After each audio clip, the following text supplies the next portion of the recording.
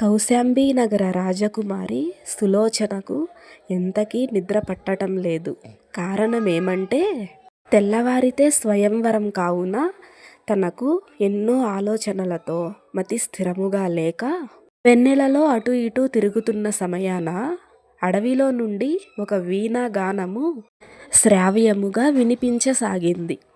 ఈ అపరాత్రి వేళ వీణానాదం చేస్తున్నది ఎవరో అనుకుంటూ అటువైపుగా దారి తీసింది సులోచన.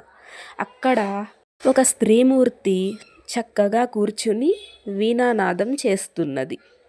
ఆమె సులోచనను చూడగానే చిరునవ్వు నవ్వుతూ, ఏవమ్మా రాజకుమారి, రేపటి పొద్దు ఏమవుతుందో ఏమోనన్న సంగతిలో ఈరోజు రాధాదేవి పూజ మరిచావే అన్నది నవ్వుతూ. నీవు మరచినా ఆవిడ మరవదులే అంటూ తన చేతిలోని ఒక పుష్పాన్ని తీసి రాజకుమార్తెకి ఇచ్చి అక్కడి నుండి అంతర్ధానమయ్యింది ఆ స్త్రీమూర్తి.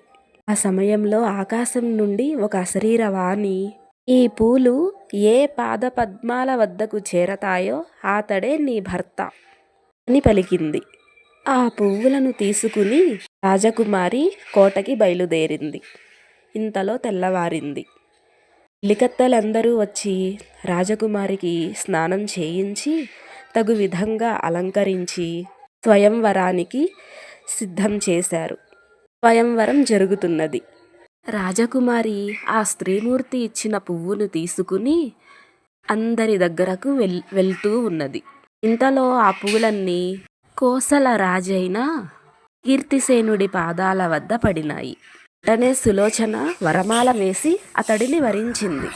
ఆ తర్వాత ఇరు రాజ్య ప్రజలను పరిపాలిస్తూ సులోచన కీర్తిసేన దంపతులు ఎంతో సుఖ సంతోషాలతో హాయిగా జీవించారు ఆశీస్సులతో.